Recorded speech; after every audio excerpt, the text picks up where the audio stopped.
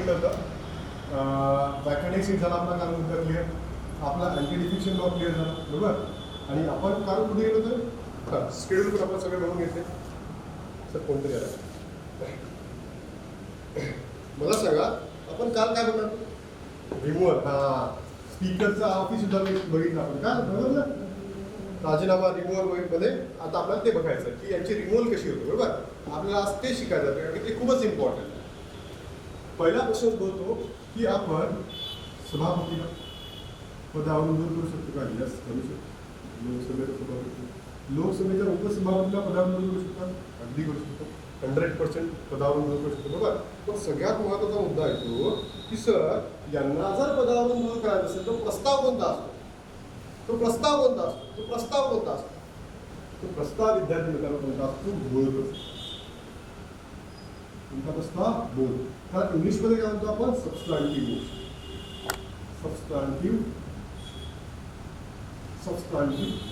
बरोबर.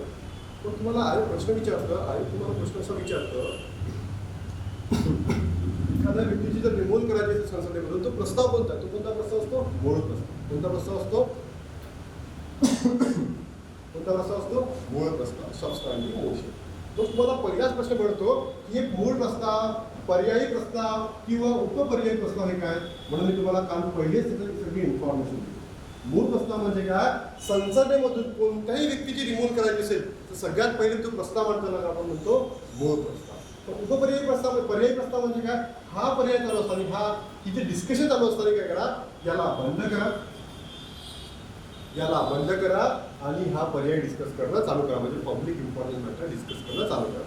आणि नंतर या पर्यायामध्ये जर आपल्याला ॲडिशनल थॉट्स, ॲडिशनल इन्फॉर्मेशन किंवा नवीन माहिती ॲड करायची असेल अशा परिस्थितीमध्ये आपण काय करतो, उपपर्यायी प्रस्ताव आहे. ठीक आहे, मला शिकवलं तुम्हाला आहे. आणि आज आपल्याला मूळ प्रस्ताव.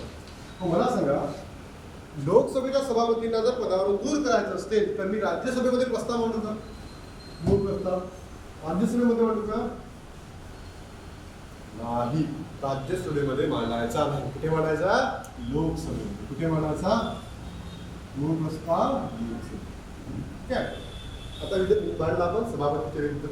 सभापतीच्या विरुद्ध जर मांडलं असेल विद्यार्थी मित्रांनो, तर सभापतीच्या विरुद्ध मांडलं असेल तर जो उपसभापती आहे तो काय म्हणणार, काही कालासाठी सभापती.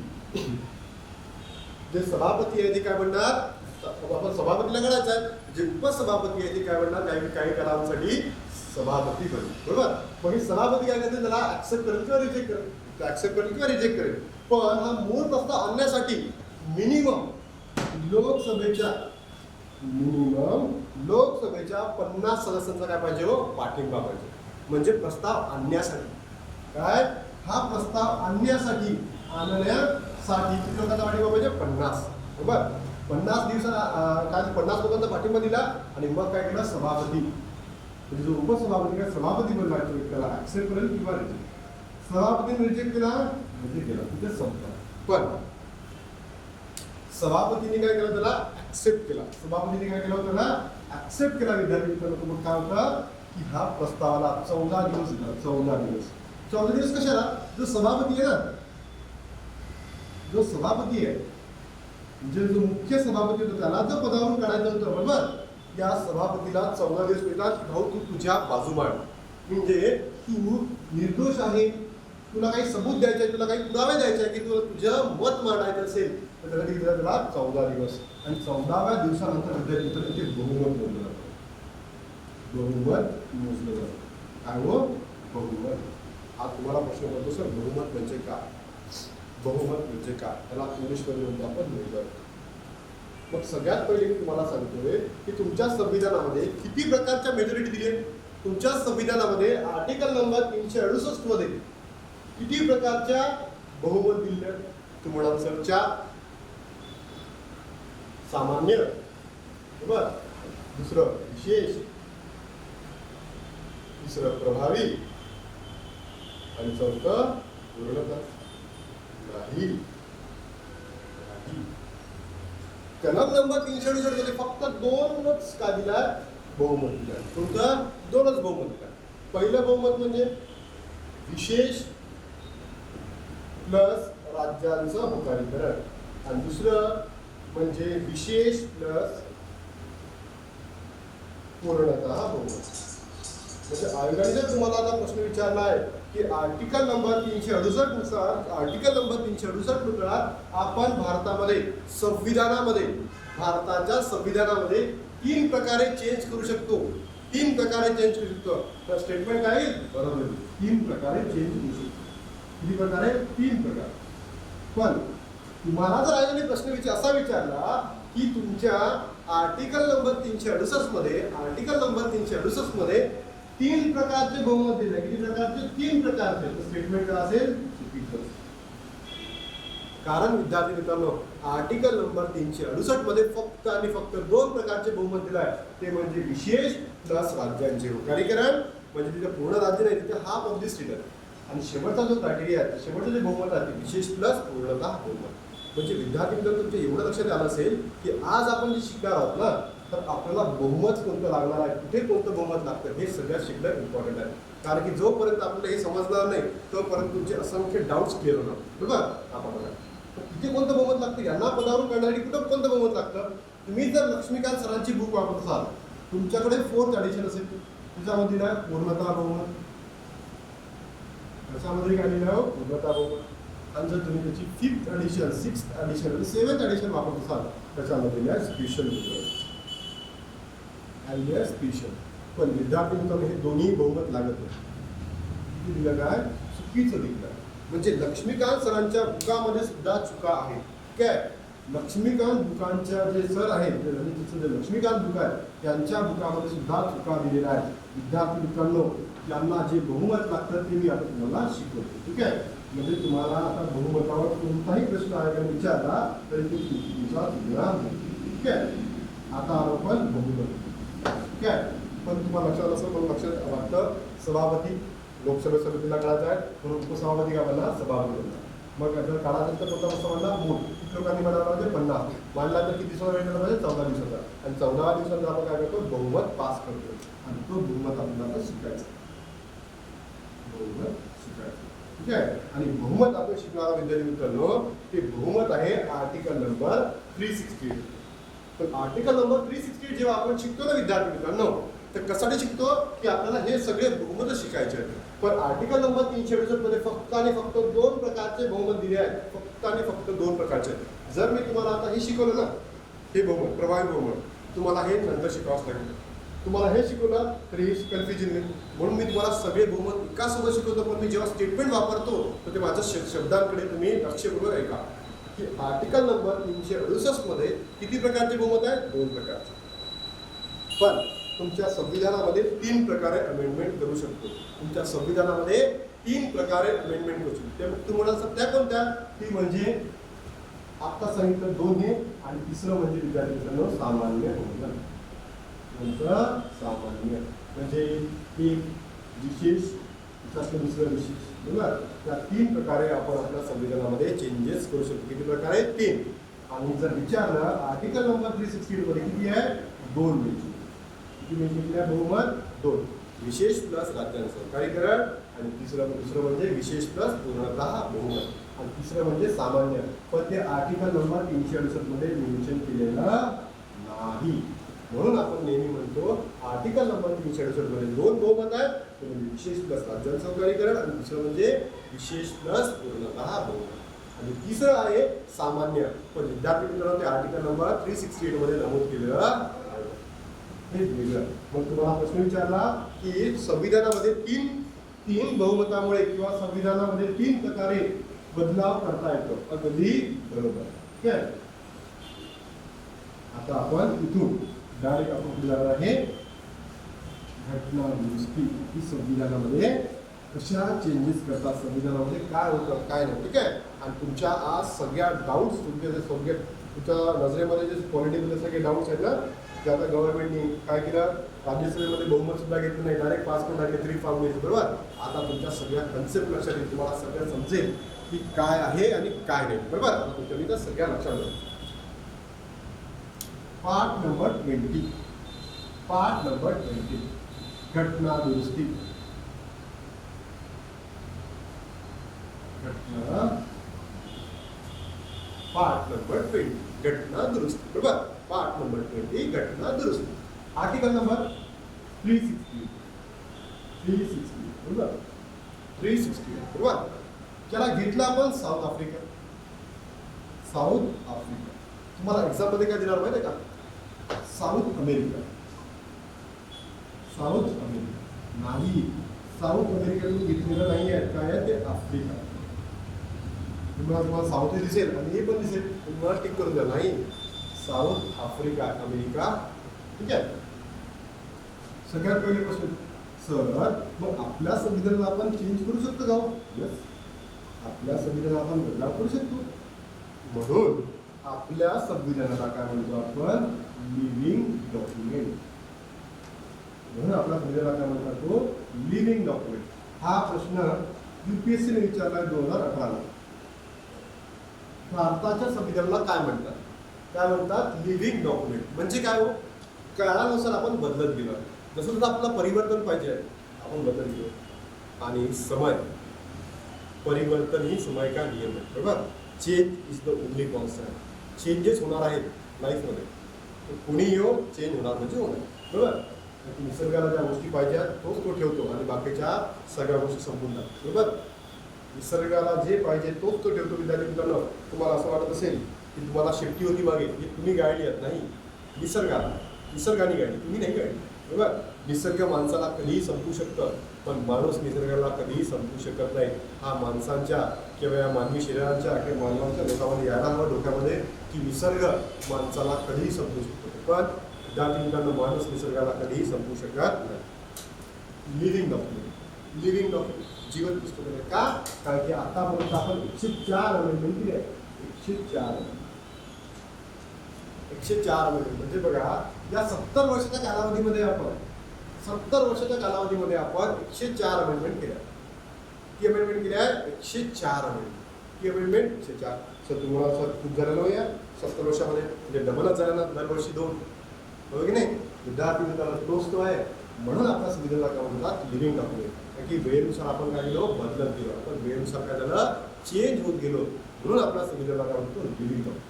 म्हणजे अमेरिकेची राज्यघटना आहे, अमेरिकेची राज्यघटना आहे, त्याला आपण डेड डॉक्युमेंट म्हणतो, मृत पुस्तक म्हणतो, मृत दस्तावेज म्हणतो. का? कारण की तिथे 7च अमेंडमेंट झाल्या, 7च अमेंडमेंट झाले, त्याच्यापेक्षा जास्त अमेंडमेंट झालेलं नाही. का? त्याच्या मागे रिझन आहे. कारण की तिथे विद्यार्थी मित्रांनो जे बहुमत आहे ना, जसं आपल्याकडे 2/3 पाहिजे विशेषमध्ये, त्यांच्याकडे तिथे अमेंडमेंट करायला 3/4 बहुमत पाहिजे, 3/4. म्हणून तिथे काय तो टफ आहे. तिथे अमेंडमेंट करणं किंवा संविधानामध्ये चेंज करणं खूप डिफिकल्ट आहे. पण भारतामध्ये काय,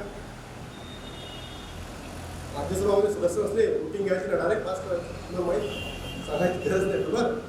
म्हणजे काय विद्यार्थी मित्रांनो, की आपल्या संविधानाला आपण काय म्हणतो? Living document. कारण की आपण काय केलं? घटना दुरुस्तीने आपण त्याला सातत्याने चेंज करत गेलो, म्हणून त्याला लिव्हिंग डॉक्युमेंट, त्याला जीवित पुस्तक. पण अमेरिकेमध्ये का नाही? कारण की विद्यार्थी मित्रांनो, आतामध्ये तिथे अमेंडमेंट झाल्या फक्त आणि फक्त 7च अमेंडमेंट झाल्या आणि तिथे आपल्यापेक्षाही ते जुनं संविधान आहे, बरोबर. म्हणजे काय, इतक्या कालावधीमध्ये ते संविधानानुसार बदललेलं नाही किंवा परिस्थितीनुसार बदललेलं नाही, म्हणून ते डेड होतं, बरोबर. पण आता तुम्हाला नेक्स्ट प्रश्न विचारतो आहे, मग आपलं संविधान हे फ्लेक्झिबल आहे की रिजिड आहे? की रिजिड? रिजिड म्हणजे काय? कठार. रिजिड म्हणजे काय? कठार. आणि फ्लेक्झिबल तुम्हाला रबर वगैरे असतो तुमच्याकडे, रबर आहे का सगळ्यांकडे, बरोबर. रबर असेल, रबर फ्लेक्झिबल असतो, कसाही करा त्याला, असा करा तसा करा, बरोबर. रबर आहे तुमच्याकडे, फ्लेक्झिबल असतो. रिजिड आहे, बरं.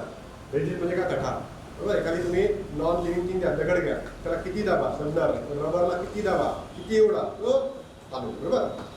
मग तुम्हाला प्रश्न आहे का विचारतो, भारताचं संविधान हे मोर फ्लेक्झिबल आहे की मोर रिजिड आहे? पहिलं मोर, मोर म्हणजे अधिक, अधिक लवचिक आहे की अधिक कठार आहे? दुसरं ऑप्शन स्लाइटली की किंचित कमी फ्लेक्झिबल आहे म्हणजे लवचिक आहे आणि जास्त कठार आहे, जास्त काय? कठार. तिसरं ऑप्शन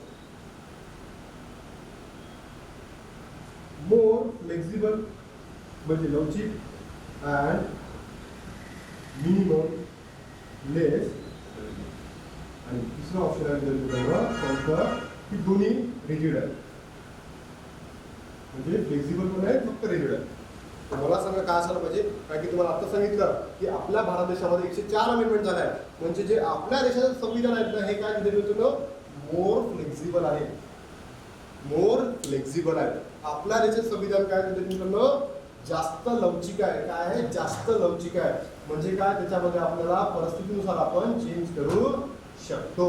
म्हणजे काय आपला संविधान काय आहे मोर फ्लेक्झिबल आहे, बरोबर, जास्त लवचिक आहे, रादर दॅन लेस रिजिड आहे.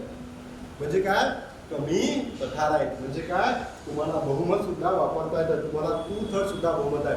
म्हणून हे जे सगळे जे पॉईंट दिलेले आहेत तुमच्या संविधानामध्ये, तुमच्या लक्ष्मीकांतमध्ये, संविधानामध्ये तुमचं लक्ष्मीकांतमध्ये चुकीची दिली आहे.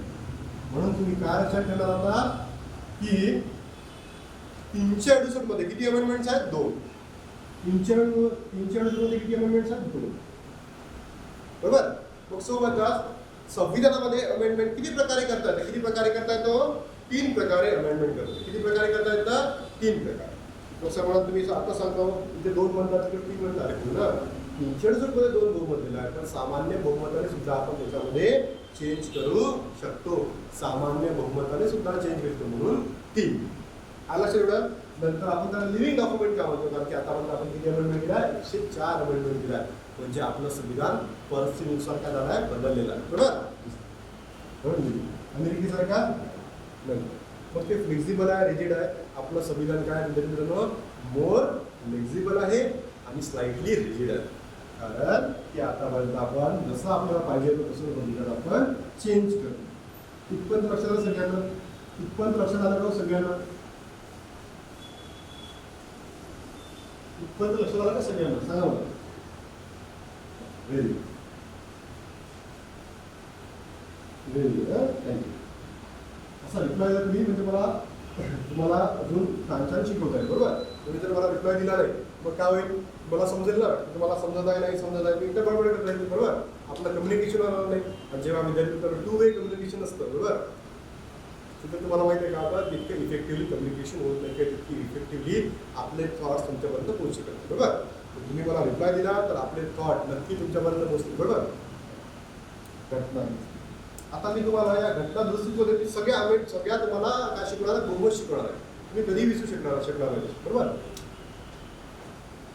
नीती शिकणार आहे, पण तुम्ही लक्षात ठेवा मी काय म्हणतो काय नाही.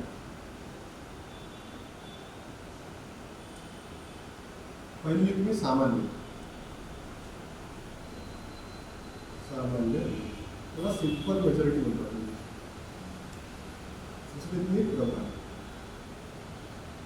दुसरी तुम्ही प्रमाण, ठीक आहे, त्याला म्हणतो इंग्लिशमध्ये इफेक्टिव्ह मेजर. तिसरी तुम्ही पूर्णता बोल, चौथी तुम्ही विशेष बोल, विशेष, ठीक आहे. फक्त हे जर ज्या विद्यार्थ्यांना पाहिजे ते लिहून घ्या, कारण की असा डाटा तुम्हाला कुठेही मिळणार नाही. सगळ्या बुकमध्ये चुकी दिलं, त्याची मी करतो 3 भागामध्ये डिव्हिजन. विशेष, ठीक आहे, नंतर विशेष प्लस पूर्णतः, नंतर विशेष प्लस राज्यांचं. आता जर मला तुमच्यापैकी जर प्रश्न विचारला कोणी किंवा कोणी विचारलं, ठीक आहे, मी तुम्हाला एवढंच सांगतो की फक्त हे 2च बहुमत, फक्त हे 2च बहुमत 1 आणि 2 हे कुठे नमूद केलं आहे? Article number 360. कुठे लिहिलं आहे? Article number 360. लक्षात येतं का? विशेष प्लस पूर्णता बहुमत आणि विशेष प्लस राज्यांचं होकारीकरण, म्हणजे काय? हाफ ऑफ द स्टेटचा होकार. हे 2च बहुमत कुठे आहे विद्यार्थ्यांना? Article number 360. इतकं किती लोकांना समजलं? मला पहिले हो की नाही सगळं? 2च बहुमत कुठे आहे? आर्टिकल नंबर 360 मध्ये. किती लोकांना समजलं? व्हेरी गुड, व्हेरी गुड, ठीक आहे.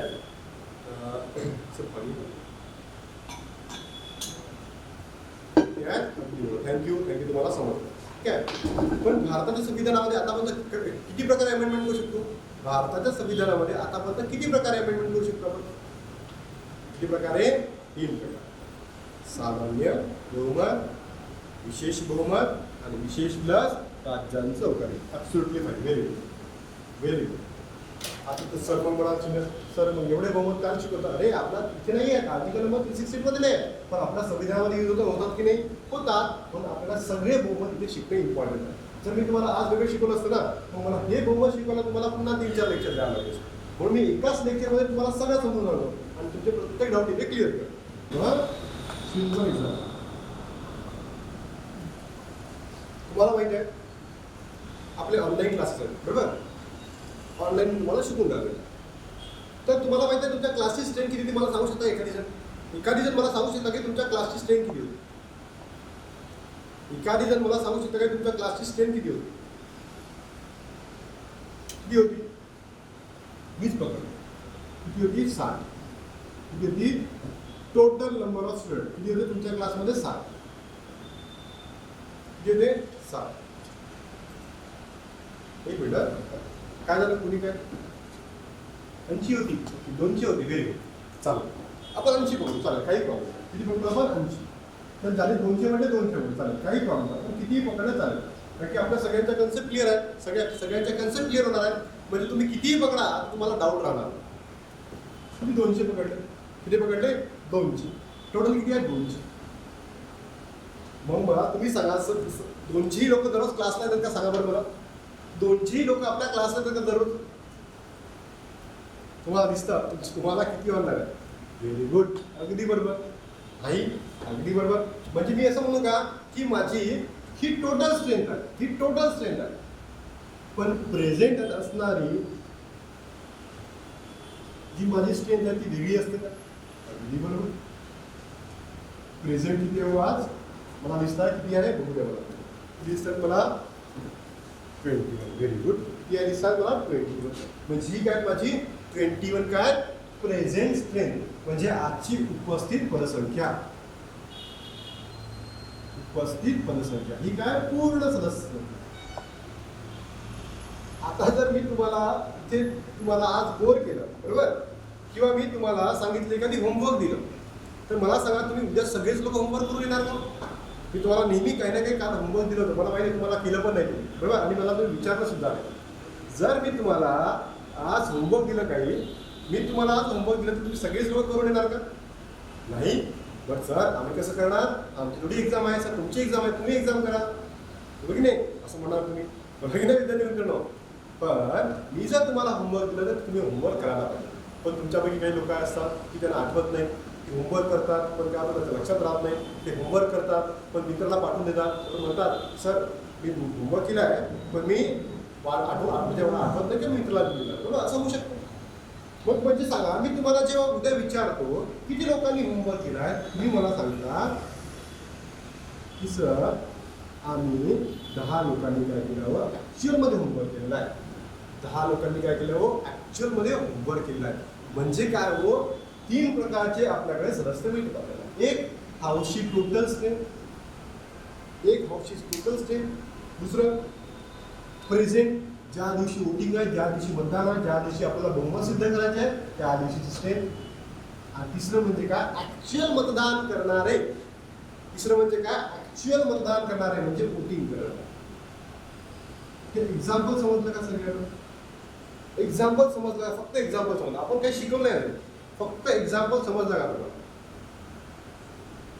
सांगा मला एक्झाम्पल. व्हेरी अगदी बरोबर, व्हेरी गुड.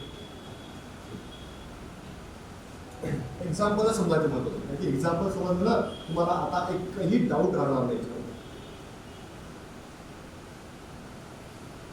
आता मी सिम्पल एक्झाम्पल घेतलं, काही लोकांना नसेल समजलं. दुसरं एक्झाम्पल, आपल्या क्लासची स्ट्रेंथ आहे 80. ज्या 80 मॅमने नाव सांगितलं त्यांचं पण मिळतं. 80 काय हो? Total strength. सगळे येतात का? नाही. 21 आहे आजची प्रेझेंट स्ट्रेंथ. आता वाढली 22 झाले. प्रेझेंट स्ट्रेंथ काय झाले? 22 झाले, बरोबर. तिसरी विद्यार्थी म्हणजे उद्या होमवर्क दिला तर 22 लोक येणार नाही, मला माहिती आहे. उद्या जर होमवर्क दिला तुम्ही 22 लोक येणार आहे, 22 पैकी कमी लोक येतील किंवा काही लोक येतील, काही होमवर्क करून येतील. म्हणजे विद्यार्थी मित्रांनो मला एवढं सांगायचं आहे की उद्याची जी वोटिंग करणारी जी स्ट्रेंथ राहील ती काय असणार विद्यार्थी मित्रांनो 10. बरोबर, किती असणार 10. किती असणार म्हणजे आपल्याला पूर्ण सदस्य सुद्धा भेटले, आपल्याला म्हणजे ज्या दिवशी उपस्थित लिहिले हे सुद्धा भेटले आणि वोटिंग करणारे सदस्य. म्हणजे काही लोकांना असा प्रश्न पडला असेल सर हे 22 लोक आहेत तर मग 22 लोक मग कोणी दिली ना उद्या मान्य आहे मला कराल ना, आपण एक्झाम्पल पण तसंच बोलणार. ठीक आहे 80 22 आणि 10. पण मला सांगा तुमच्या लोकसभेमध्ये किती सदस्य असतात टोटल? तुमच्या लोकसभेमध्ये टोटल सदस्य किती आहेत हो सध्या? तुमच्या लोकसभेमध्ये सध्या सदस्य किती आहेत? तुमच्या लोकसभेमध्ये सध्या सदस्य किती आहेत मला सांगा की नाही माहिती तुम्हाला?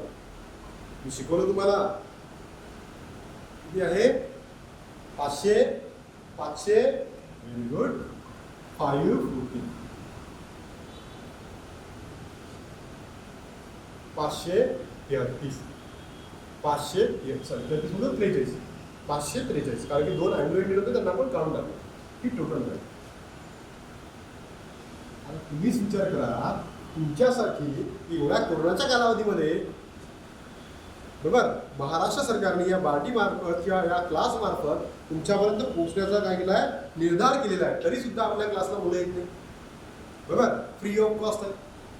मग इथे जाईल का या हे जाईल का कोरोना वाढण्यासाठी जाईल का तिथे संसदेमध्ये सध्या काही कामही नाही आहे कोरोनाचा कालावधीचं तर हे जाईल का डिस्कस करायला नाही ना.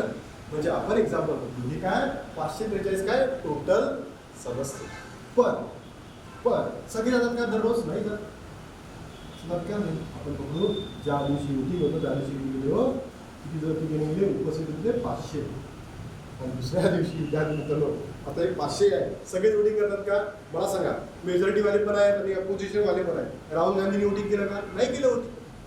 म्हणजे काय विद्यार्थी मित्रांनो हे 500 तर प्रेझेंट स्ट्रेंथ आहे पण जे ॲक्च्युअल वोटिंग करणारे आहेत त्याच्यामध्ये ते कोण असतील पार्टीचे सदस्य. म्हणजे ॲक्च्युअल वोटिंग मतदान करणे म्हणजे काय विद्यार्थी मित्रांनो ज्या व्यक्तीने वोटिंग केलं ते म्हणजे वोटिंग सदस्य. म्हणजे असं म्हटलं आपण 300 लोक असेल 350 लोकांनी काय केलं हो मतदान. किती लोकांना समजतं एक्झाम्पल 543 टोटल स्ट्रेंथ झाली. ज्या दिवशी मतदान होतं सगळेच लोक गेले हाऊसमध्ये डिस्कस करायचं होतं किती गेले 500 लोक गेले. पण जेव्हा वोटिंग करायला आले जेव्हा मतदान करायला आले तेव्हा विद्यार्थ्यांकडे किती लोकांनी गेले फक्त 350. आता हे 350 लोकांनी मतदान केलं असेल ते 350 फेवरमध्ये असतील का नाही. 350 फेवरमध्ये नाही. राहुल गांधींनी सुद्धा मत केलं असेल पण राहुल गांधींनी सांगितलं असेल मी या बहुमताला या बिल्लाला मान्य करत नाही. आणि तुम्ही मला सर 150 लोक कुठे गेले 150 लोकांनी त्याच्यामध्ये पार्टिसिपेटच केलेले आहे. म्हणजे तुम्हाला माहिती आहे ना तुम्ही मतदान करायला जाता मतदान करता बरोबर. तुम्ही मतदान करायला गेला तिथे माहिती आहे का तुम्हाला none of the above option असतं. तुम्ही एकालाही मत देत नाही वरच्याला देत नाही खालच्या देत नाही नन ऑफ दी अबव करता. म्हणजे मला दोन्ही नाही आवडत. म्हणजे 150 लोकांना असं म्हणायचं आहे मला बिल पण नाही पाहिजे आणि तुम्हाला आणायचं असेल तुम्ही आहे ना आम्हाला काही घेऊन द्यायचं आपल्यासारखं नन ऑफ दी अबवमध्ये 150 लोक. इथपर्यंत किती लोकांना लक्षात सांगा. एक्झाम्पल कोणाला कळलं मी अजून शिकवलेलं नाही फॉर्म्युला अजून जायचं नाही. Very good thank you. तुम्ही रेकमेंड करता तुम्ही मला मेसेज करता मला खूप छान वाटतं. जर तुम्ही असं आला तर आपलं कम्युनिकेशन पण छान होईल आणि तुमचे प्रत्येक डाऊट सुद्धा क्लिअर होईल. मग मला सांगा राज्यसभेची टोटल स्ट्रेंथ किती आहे? राज्यसभेची टोटल स्ट्रेंथ किती आहे सध्याच्या परिस्थितीमध्ये? Very good 245. होतं नाही मग तिथे पण सगळे जाईल का तिकडे पण सगळे जाईल का टाइमपास करायला नाही. 200 लोक गेले 200 लोक काय गेले प्रेझेंट. आणि सगळ्यात महत्त्वाचं गेले सगळेच वोटिंग करतील किंवा नाही वोटिंग करतील.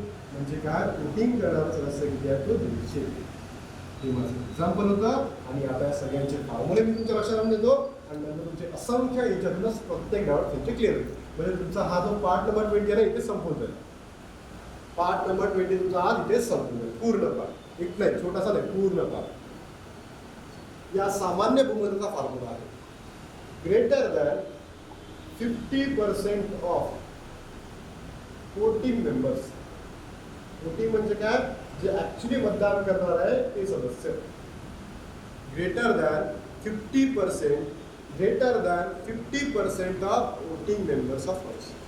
आता मला या एक्झाम्पलमध्ये किती लोकांचा पाठिंबा पाहिजे तेव्हा माझं बिल जाऊन कुठेतरी पास होईल सांगा बरं मला. या याच्यामध्ये या एक्झाम्पलमध्ये किती लोकांचा मला मिनिमम सपोर्ट पाहिजे तर माझं बिल पास होईल. किती लोकांचं पाहिजे? Very good Pragya, very good, very good Pragya. बाकी लोकांना किती येतं? चालेल, प्रज्ञाला समजलाय, बाकी लोकांना आपण आता समजून घेऊ. फॉर्म्युला काय म्हणतं? मतदान करणाऱ्यांच्या 50% पेक्षा जास्त. मतदान करणाऱ्यांच्या 50% पेक्षा जास्त. किती काय? वोटिंग म्हणजे काय? मतदान. वोटिंग म्हणजे काय? मतदान. वोटिंग म्हणजे काय? मतदान. मतदानाच्या 50% पेक्षा जास्त म्हणजे 150चे 50% किती? 75. पण जास्त म्हणतं ना +1 म्हणजे किती हो? 76. म्हणजे किती हो? 76. आता किती लोकांना समजलं? सांगा बरं मला. Very good, very good. हा अजून व्हेरी गुड, व्हेरी गुड, अगदी बरोबर, व्हेरी गुड. म्हणजे काय विद्यार्थी मित्रांनो, आता इथे जर तुम्हाला सामान्य बहुमताचा फॉर्म्युला विचारला तर फॉर्म्युला काय? Greater than 50% of voting members of house. बरोबर. म्हणजे तुम्ही कितीही प्रेझेंट राहिला, तुम्ही कितीही हाऊसची टोटल स्ट्रेंथ असेल, पूर्ण सदस्य असेल, आम्हाला काही घेतलेलं नाही. आम्हाला काउंटिंग करायचं असेल तर आम्ही कधी काउंट करणार आहे? या मतदारांच्या संख्येवरून. पहिला म्हणजे मी पहिला बहुमत होतो. ठीक आहे. आपण 2-4 एक्झाम्पल घ्यायचे, तुम्हाला लक्षात द्यायचं. दुसरं, या प्रभावी बहुमताचा फॉर्म्युला असतो. Greater than 50% of effective strength of house. चला तुम्ही इफेक्टिव्ह नावा सांगा ना, तर मराठीमध्ये सांगतो. एक effective strength of house. Effective म्हणजे काय? जे उपस्थित आहे. इफेक्टिव्ह म्हणजे काय? उपस्थित आहे. बरोबर. अजून जर आपण टेक्निकलमध्ये जर गेलो विद्यार्थी मित्रांनो, टेक्निकलमध्ये जर जायचं म्हटलं तर याला मायनस वॅकन्सी. इथे इफेक्टिव्ह झाल्यावर इथे काय येणार? इथे टोटल. मी जर म्हणाल सर मला डिटेलमध्ये सांगा, मी डिटेलमध्ये सुद्धा सांगू शकतो, पण तुम्हाला कन्फ्युजन जास्त होईल. बरोबर. पण काय येणार बघा, प्रभावी बहुमताचा फॉर्म्युला काय तो? Greater than 50% of total strength of house minus vacancy. बरोबर. बरोबर. पण विद्यार्थी कधी काढूच नाही ना आपण. वॅकंट जे अनुपस्थित आहे तर पकडायचं नाही ना. बघा टोटल मी एवढे पकडले. टोटल मी किती पडले? 245 टोटल आहे. ते काय म्हणतो? जे वॅकंट आहे, जे आलेच नाही पदावर, जे आलेच नाही त्या दिवशी, त्याला पकडायचं कशाला? म्हणजे 245 मायनस 45 किती? 200. म्हणून मी त्याचं काय लिहिलं? ग्रेटर दॅन 50% ऑफ उपस्थित म्हणजे इफेक्टिव्ह स्ट्रेंथ ऑफ हाऊस. किती लोकांना समजलंय? बरं सांगा, कारण हे समजणं खूप इम्पॉर्टंट आहे. बरं, आता तिकडे तुम्हाला प्रॉब्लेम येतो एक्झाममध्ये. म्हणजे आपण प्रभावी बहुमताचा फॉर्म्युला वापरला विद्यार्थी, हा मी स्वतः बनवलेला आहे, कुठेही दिलेला नाही. बरं, कारण की विद्यार्थ्या मित्रांनो ते तुम्हाला कळत नाही. बरोबर. कारण की तो समजत नाही काही काही पहिल्यांदा आपण जेव्हा वाचतो. याचा फॉर्म्युला काय? 50% पेक्षा जास्त. बरोबर. ओरिजिनल फॉर्म्युला काय म्हणतो? इथे टोटल म्हणतो. इफेक्टिव्ह जागी काय म्हणतो? टोटल म्हणतो. मायनस काय म्हणतो? वॅकंट सीट म्हणतो. अरे वॅकंट सीटची आपल्याला गरज असते ना, मोजायची असते, आपल्याला घेणं देणंच नाही आहे. म्हणून आपण काय करतो विद्यार्थी, फॉर्म्युला लिहितो डायरेक्टली की greater than 50% of effective strength of house. मला सांगा, प्रभावी बहुमत जर पास करायचं असेल तर कुठं करू मी? किती लोकांना पाठिंबा पाहिजे मला? प्रभावी बहुमत पास करायचं किती लोकांना पाठिंबा पाहिजे? किती पाहिजे? Very good. किती लिहिलं तुम्ही? 100 की 176? 101. अगदी बरोबर. Very good. Pragya, Rajat, very good. लक्ष दिलं तुमच्या. Very good. 101. Absolutely fine. Very good. प्रभावी बहुमत लक्षात आलं. आता आलं माझ्याकडे पूर्णतः बहुमत काय म्हणतात? तुम्ही किती उपस्थित राहा काही घेणं नाही, तुम्ही किती वोटिंग करा काही घेणं नाही. मला जर काउंटिंग करायचं असेल तर मी काय करणार? टोटलच्या काउंट करणार. कशाला काउंट करणार? टोटलच्या काउंट करणार. बरं. टोटलच्या म्हणजे पूर्ण सदस्यांच्या काउंट करणार. मला सांगा किती लोकांचा पाठिंबा पाहिजे तेव्हा पूर्णता बहुमत सिद्ध होईल. किती लोकांचा पाठिंबा पाहिजे तेव्हा पूर्णता बहुमत सिद्ध होईल.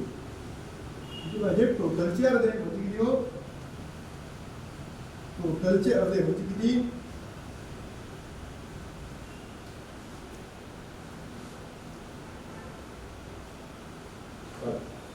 आता बघा, ज्या लोकांना आलं असेल त्यांना तरी ठीक आहे, नाही असेल तर त्यांना तरी बघा. बघा 3-4 एक्झाम्पल घे, तुमचं लक्ष देण्याचं. लोकसभा मराठीमध्ये लिहितो सगळं पूर्ण. संख्या आहे 543. ठीक आहे.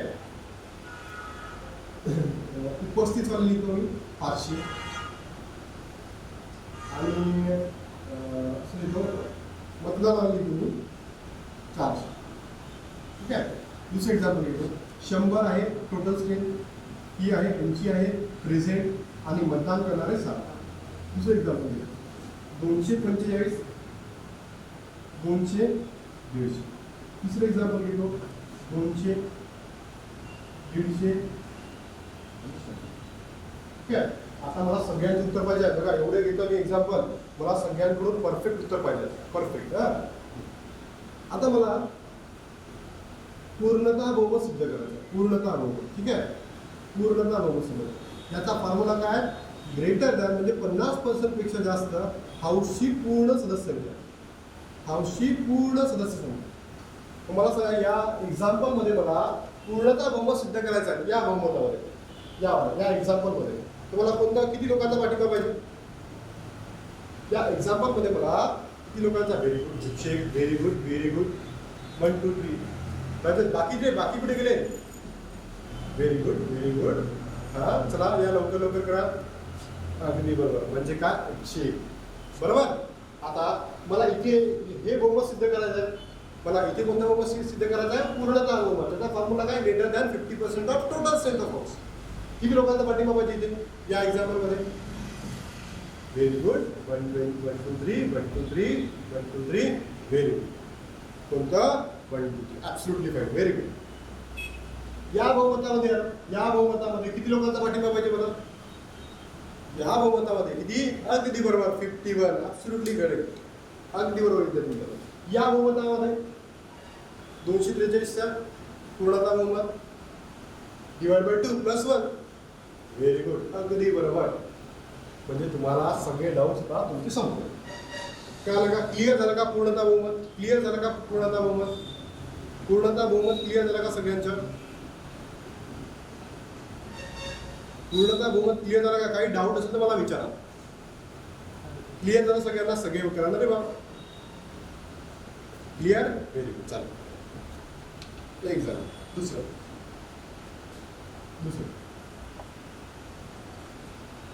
माझं प्रभावी बहुमत. प्रभावी बहुमत. या प्रभावी बहुमतचा फॉर्म्युला आहे विद्यार्थी मित्रांनो, greater than 50%. Greater than 50% of. जर आपण पुस्तकाच्या भाषेमध्ये गेलो, समजणार नाही, खूप डिफिकल्टी आहे, म्हणून त्याला आपण आपल्या भाषेमध्ये म्हणतो उपस्थित पदसंख्या. उपस्थित पदसंख्या. उपस्थित पदसंख्या. तुम्हाला या एक्झाम्पलमध्ये सांगा किती लोकांचा पाठिंबा पाहिजे? तर माझा प्रभावी बहुमत सिद्ध करायचं असेल तर किती लोकांचा पाठिंबा पाहिजे बघा? Very good. 204 दे. 204 दे. 204 दे ना प्रभावी बहुमत. प्रभावी बहुमत ना उपस्थित म्हणतो ना. 204 दे म्हणजे किती? 101. किती पाहिजे? 101. बरोबर का? हो की नाही? प्रभावी बहुमत सामान्य नाही विचारलं तुम्हाला. Very good. अगदी बरोबर. म्हणजे प्रभावी बहुमताचं काय म्हणणं आहे? जे उपस्थित आहे त्याच्या 50%. जे उपस्थित आहे त्याच्या 50% तुम्हाला पाठिंबा यायला हवा. या एक्झाम्पलमध्ये या. पहिल्या एक्झाम्पलमध्ये किती लोक पाहिजे? पहिल्या एक्झाम्पलमध्ये किती लोकांचा पाठिंबा पाहिजे? अगदी बरोबर. Absolutely fine. 251. 251. Very good. Very good. इथे किती लोकांचा पाठिंबा पाहिजे त्या एक्झाम्पलमध्ये? 41. किती लोक? 41. ते 76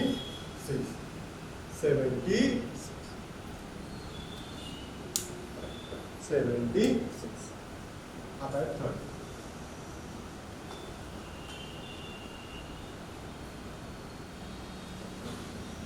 थर्ड आहे माझं बहुपद.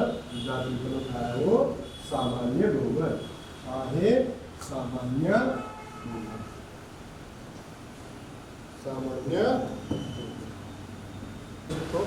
बरोबर. हेच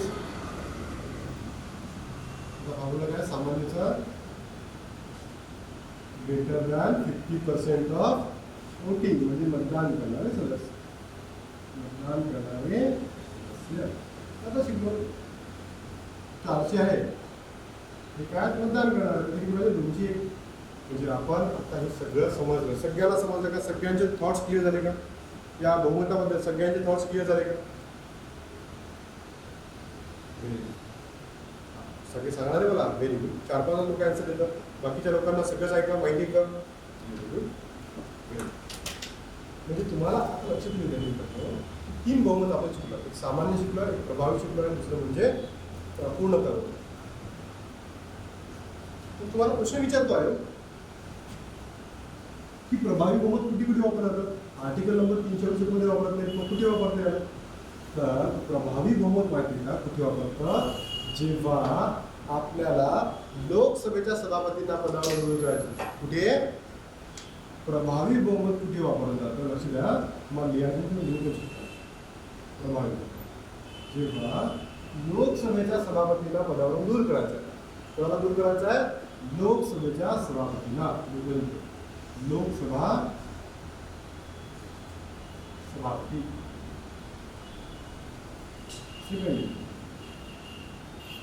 लोकसभा उपसभापती. थर्ड राज्यसभा अध्यक्ष. फोर्थ राज्यसभा उपाध्यक्ष. हे झाले 4 स्टेटचे. हे दोन्ही मिळून लोकसभा आणि दोन्ही मिळून राज्यसभा. असेच तुमच्या स्टेटचे सुद्धा 4 होते. 5 आणि 6. SLA विधानसभा.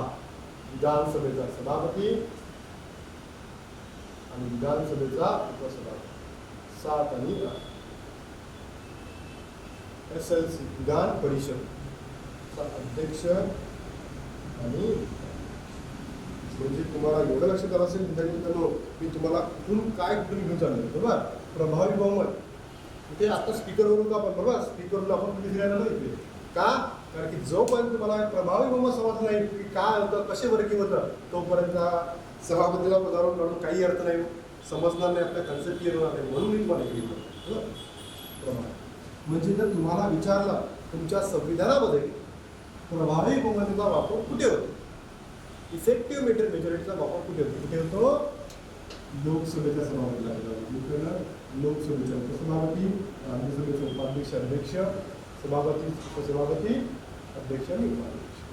8 ठिकाणी आपण काय बोलतो? 8 ठिकाणी काय वापरतो आपण? प्रभावी बहुमत. किती लोकांना समजलं रे? किती लोकांना समजलं सांगा बरं मला. Very good. Very clear. जाओ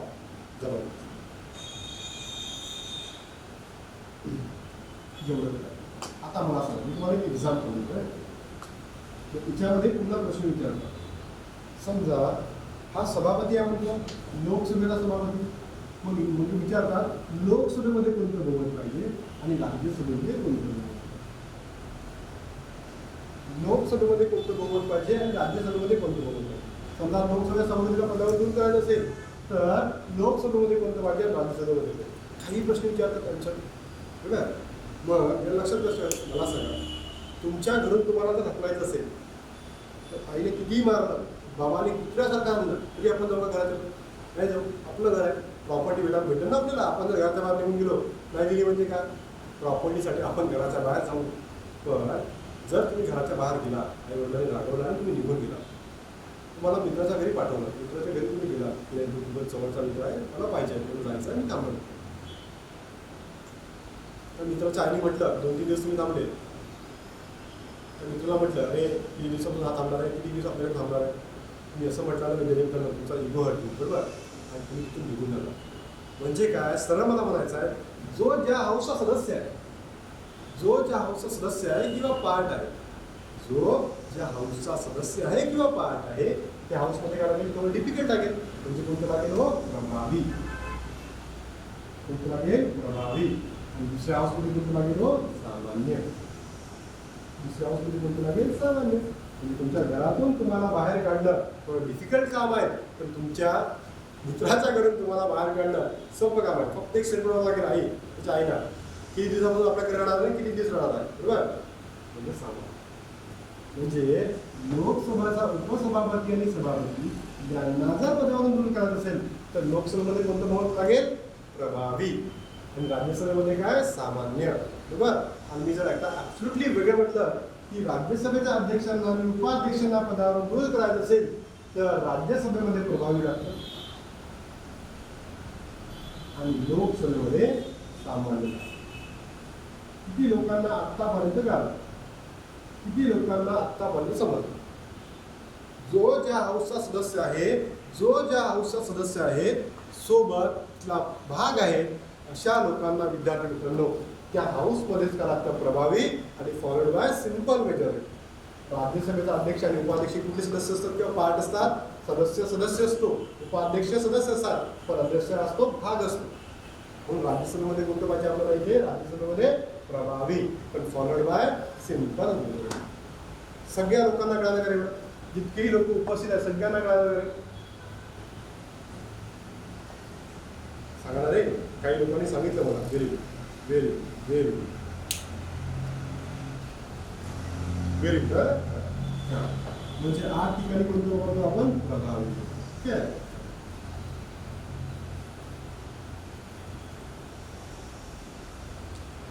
तुम्हाला कळालं, प्रभावी बहुमत कळालं.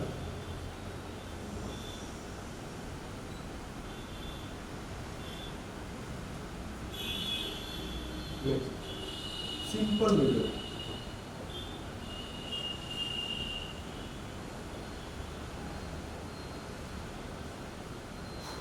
सिंपल मेजॉरिटी खूपच सिंपल आहे. सिंपल नाव असतं ना, सिंपल नावच सिंपल आहे ना, सिंपलच असेल ते, बरोबर.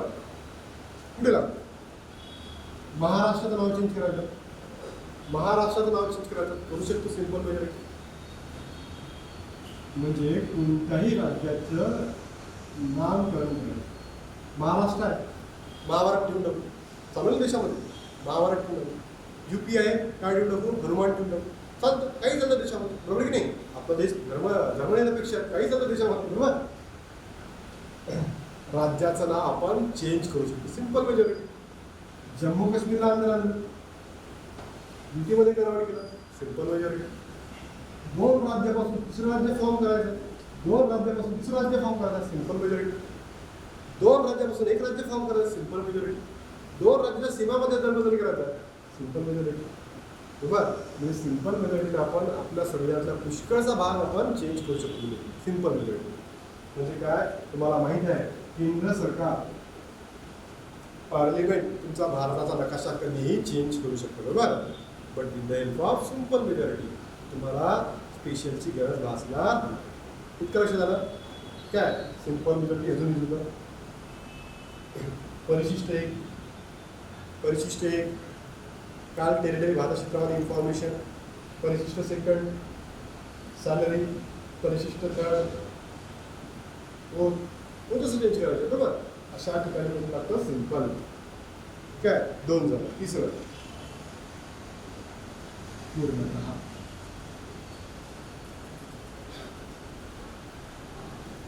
तीन 2 सोडवले. आता पूर्णतः.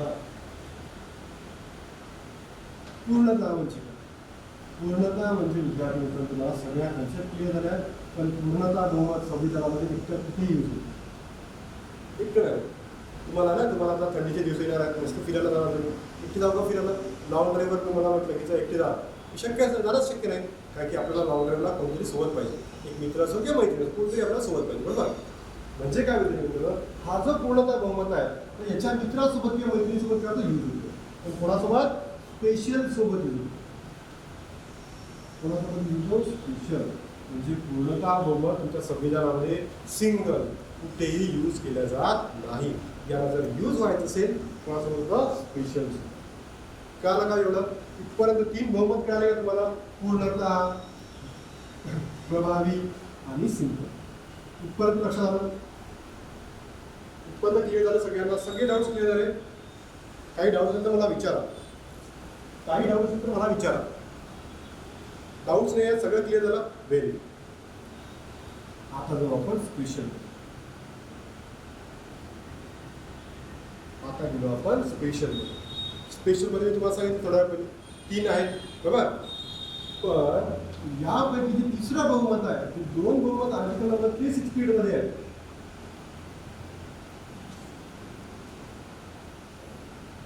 विशेष प्लस बघा आला इथे पूर्ण एका दिवस ना त्या विशेष सोबत नेहमी सोबत असतो. सोडतच नाही कधीच सोडत नाही. विशेष प्लस पूर्ण.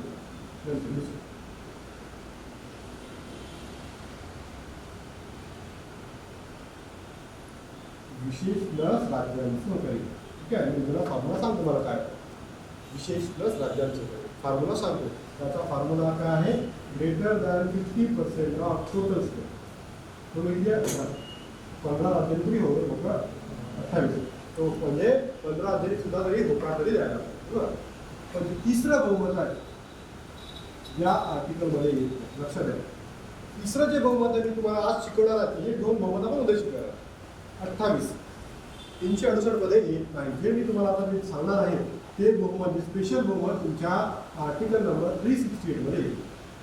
तुम्हाला लक्षात कोणतं आहे? अरे राष्ट्रपतीची महाभियोग प्रक्रिया आर्टिकल नंबर 61. राष्ट्रपतीची महाभियोग प्रक्रिया आर्टिकल नंबर 61. आलं का? म्हणजे ते बहुमत त्याला सुद्धा विशेष बहुमत म्हणतो विद्यार्थी. त्याला सुद्धा काय म्हणतो आपण? विशेष बहुमत. त्याला सुद्धा काय म्हणतो आपण? विशेष बहुमत. Article number 61.